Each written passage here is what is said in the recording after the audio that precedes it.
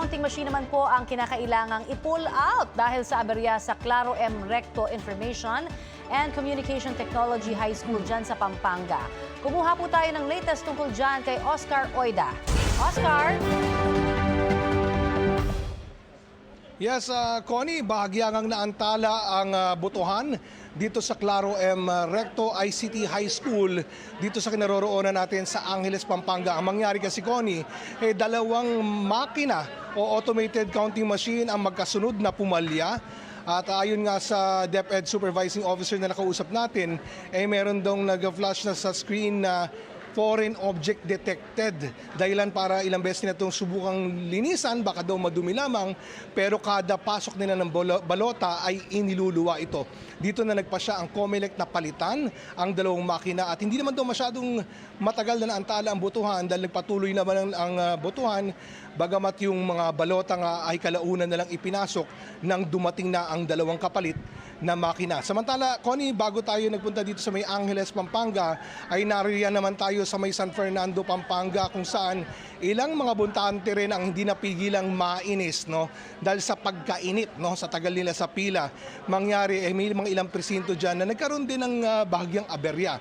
Merong insidente na iniluluwa yung balota dahil may mga dumi raw yung balota. Ngayon, inaalam pa kung ano yan, kung yan ba ay lika ng mga botante o kung dati na ito may mga dumi.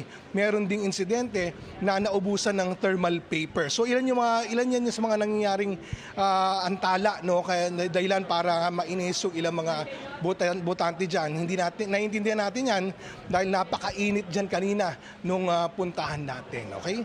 Mula dito sa Pampanga, ako po si Oscar Oida ng GMA Integrated News. Dapat totoo sa election 2025. Oscar, alam mo, hindi lang dyan sa Pampanga, no, kundi sa iba't ibang mga lugar nagkakaroon itong sinasabing mga foreign objects, sinasabing dahil sa alikabok, kaya nagkakaaberya yung mga ACM. Pero again, kaya ako tinatanong kung kukunin ba yung pangalan, yung detalye, kukontakin ba sila ng mga inspectors natin dyan para doon sa follow-through, no, kung sakasakali, mag-iimbestiga na. Kung halimbawa, may mga sinasabi kasi nga sa ilang lugar, nagreklamo na may mga dagdag, no, doon sa dati nilang binoto. Ito naman, may mga aberya at ilan pa. Okay. Yan na yung tinanong din natin kanina doon sa DepEd Supervising Officer na nakausap natin, no? Anong mangyayari doon sa mga balotang yon? So inaalam nga daw kung ito ba ay lika ng mga botante o kung error ng mga election officer.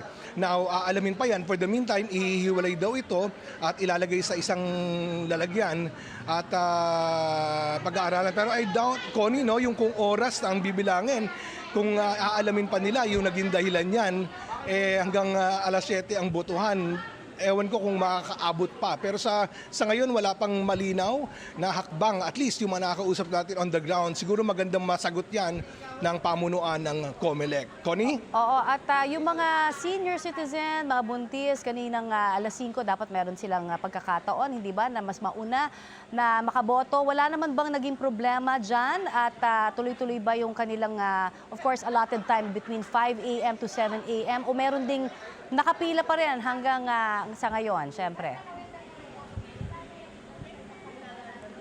Well, Connie, sa pakikipag-usap nga natin doon sa DepEd Supervising Officer dito sa Claro M. Recto, may ilang mga PWD at senior citizen na inabutan ng aberya ng isang makina, no? Pero ayon naman sa kanila, nagpatuloy naman yung pagboboto dahil ang ginawa nilang ay kalaunan na lang ipinasok yung mga balota doon sa mga makina na bagay na inaprubahan naman daw ng mga wall watchers dito sa presinto. Connie? Alright, maraming salamat sa iyong update sa amin, Oscar Oida.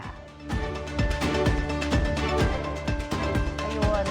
Ang sinasabi ko lang kanina pa, di ba, parang maraming mga nagkakaroon ng mga pagrereklamo. Oh. Kaya dapat sana, paano ba yon? Kukunin ba yung detalye Kasi para follow through, di ano ba ba? yung, parang kumbaga ano yung nakaatang pa rin sa kanilang responsibilidad kung may na-encounter sila na parang kailangan magkaroon ng investigasyon, di ba? Dapat malaman, hindi ba? Kasi baka mamaya ang lumabas nito may nagreklamo lang on that day pero hindi na natin malalaman, di ba? Follow through kung ano nang mangyayari. Totoo o dapat. hindi. Kasi di ba sinasabi din naman ng COMELEC, kailangan i-report niya para maging basis din doon sa mga Yes. susunod na sa mga gagawin mga pag-iimbestiga dahil may mga iba-iba kasi yung sitwasyon sa mga voting center ngayong araw na to, di ba?